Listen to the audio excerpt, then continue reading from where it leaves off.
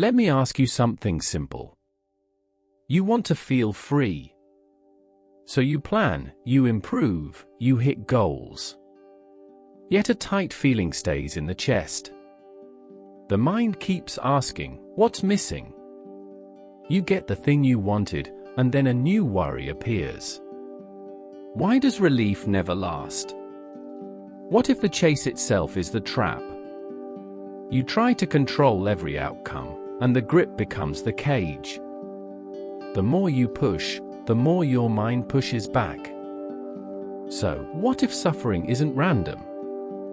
What if it's a repeatable loop you can spot early and stop feeding? Buddha starts with dukkha. Not only pain, but the sense that something is off even when things look fine. That low restlessness after the win. That quiet fear of loss when life is good. You don't have to pretend it isn't there. You can learn how it works. Here's the promise. I'll give you a simple 3-step system drawn from the 4 noble truths that you can use today. First, see the loop clearly. Second, stop adding fuel to it. Third, build a daily path that keeps you steady. There's one mistake that makes meditation feel useless, trying to crush thoughts and urges. And there's one small shift that unlocks it, seeing the urge early, softening the body, and letting the wave pass. You'll learn both in the next few minutes. Step 1. See the mechanism, diagnosis of suffering. Let's set the stakes. When you don't name dukkha, you fight shadows. You blame the job, the partner, the city, yet the knot returns. Clarity comes first. Once you see the gears, you stop arguing with the machine and start using it wisely. Dukkha means unsatisfactoriness. It shows up in 3 ways. First, pain, loss, illness, a harsh comment. Second, change, pleasure rises and fades, and the fading stings. Third, conditioning, the unease of building identity on moving parts, roles, opinions, metrics. The thing most people miss is simple: pleasure isn't the problem, clinging to permanence is. Before fixing anything, know the cause. The Buddha points to tanha, craving. It moves in 3 directions. 1. Craving for sense pleasure, more tastes, likes, novelty. 2. Craving for becoming, the next title, the identity where you finally feel complete. 3. Craving for non-becoming, the urge to numb or disappear when life feels heavy. Consider a neutral example, a corporate executive on Friday afternoon. They crave the next promotion, becoming. They also crave the weekend to cancel stress, non-existence. Different targets, same engine. Both assume freedom is elsewhere. But every there turns into another cheer, and the treadmill keeps running. So how do you see the loop in real time? Use a simple recognition drill. Throughout the day, ask, is this pleasant, unpleasant, or neutral? That's the first cut. Next, look for the micro-lean or micro-resist. Pleasant, do you try to prolong it? Unpleasant, do you tighten and push away? Neutral, do you drift into boredom and reach for stimulation? These tiny moves are the birthplace of suffering, often below clear thought. Here's what clicks when this lands: your nervous system tags experience instantly. Sensation, tag, impulse, almost automatic. The shortcut most people never learn is this: you don't need to stop the tag, you only need to see it early. Seeing breaks identification. The urge becomes an event, not your identity. Avoid a common trap, moralizing craving. Don't call it weakness. Craving is a trained habit, not a verdict on your character. When you turn it into identity, you add shame, which is more craving in disguise. Study it like a scientist. Try a quick win today. Label the urge with care: craving for control, craving for certainty, craving for praise. Then delay action by 90 seconds. Watch the intensity curve rise, crest, and fall.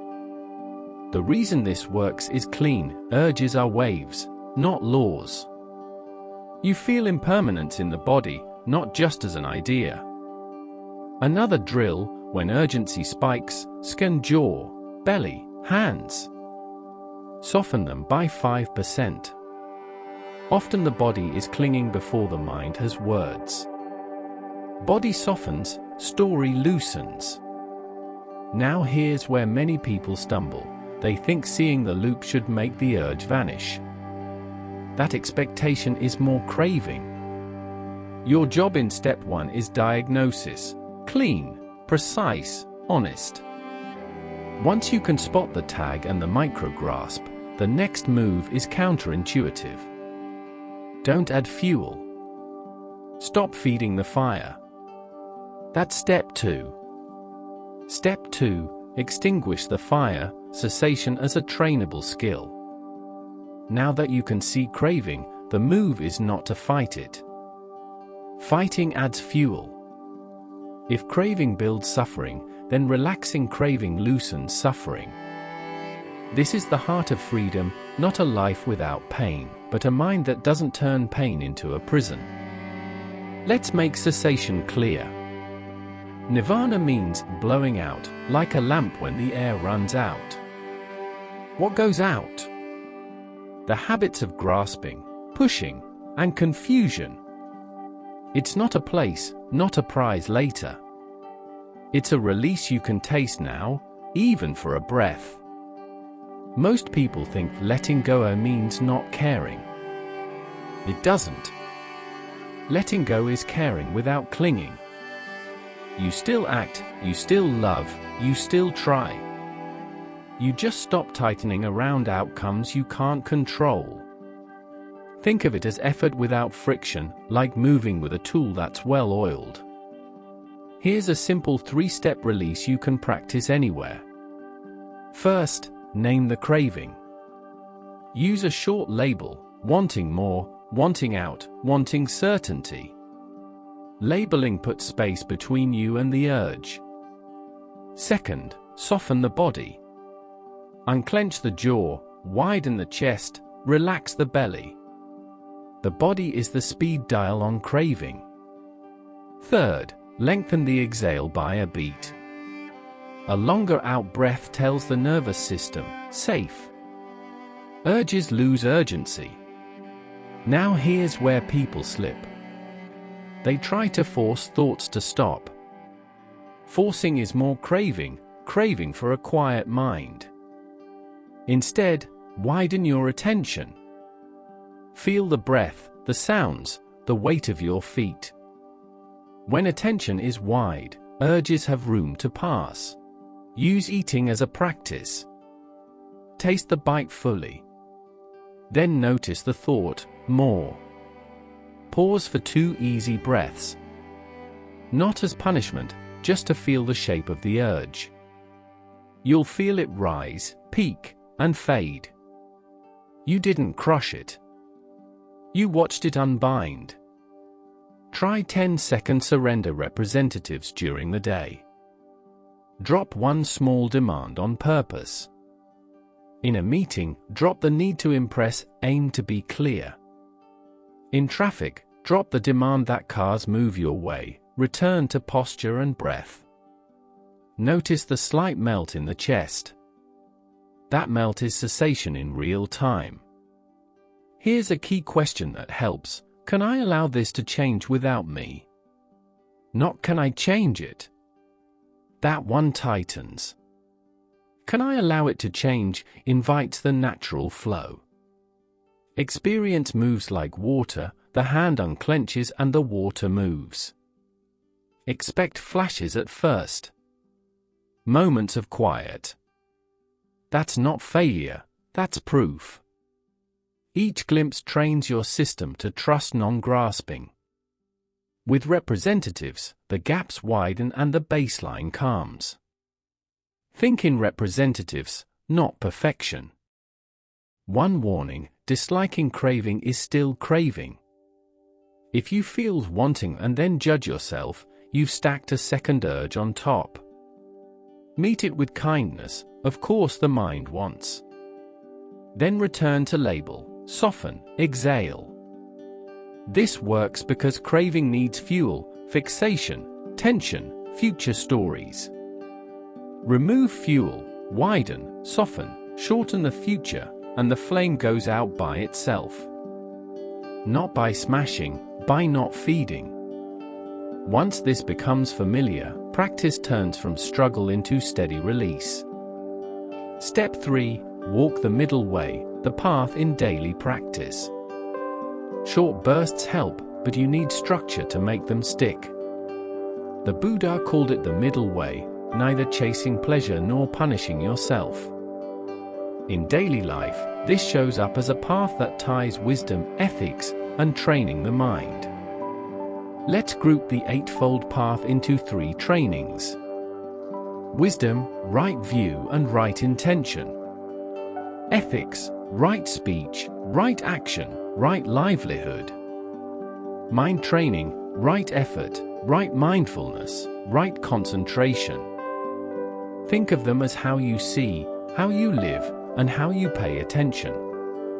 Start with wisdom.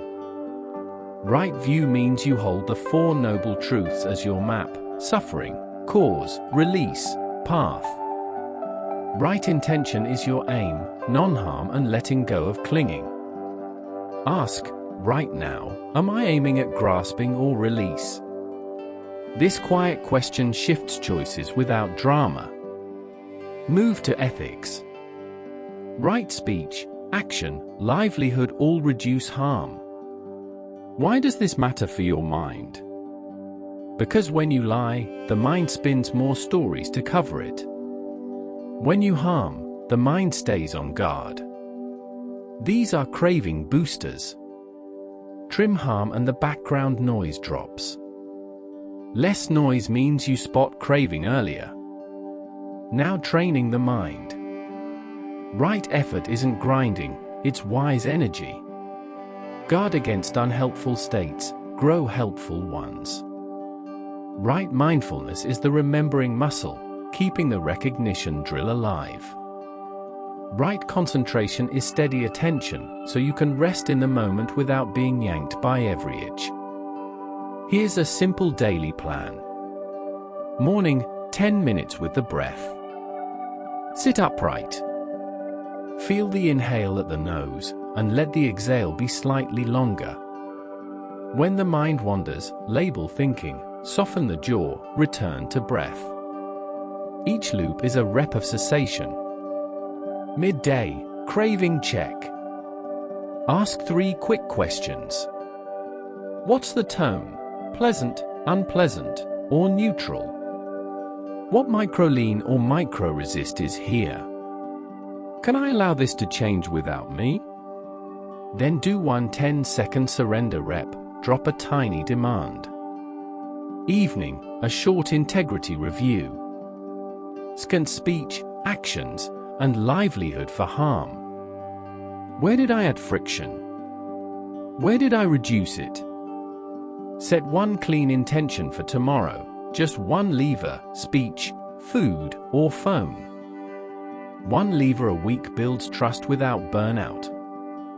Use if-then plans to catch urges. If I feel urgency in email, then I pause, relax shoulders, and exhale for 6. If I reach for my phone from boredom, then I take 2 breaths and feel my feet.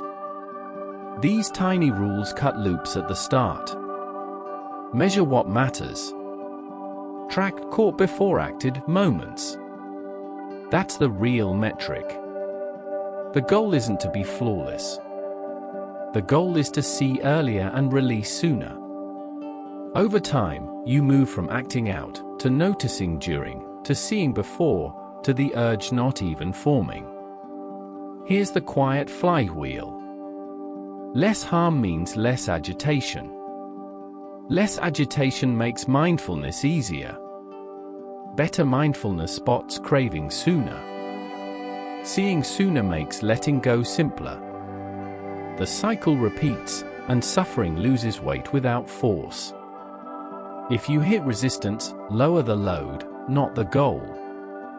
Shorten sits. Simplify the plan. Return to label, soften, exhale. The middle way is steady, humane, and sustainable. Precision without harshness. Conclusion.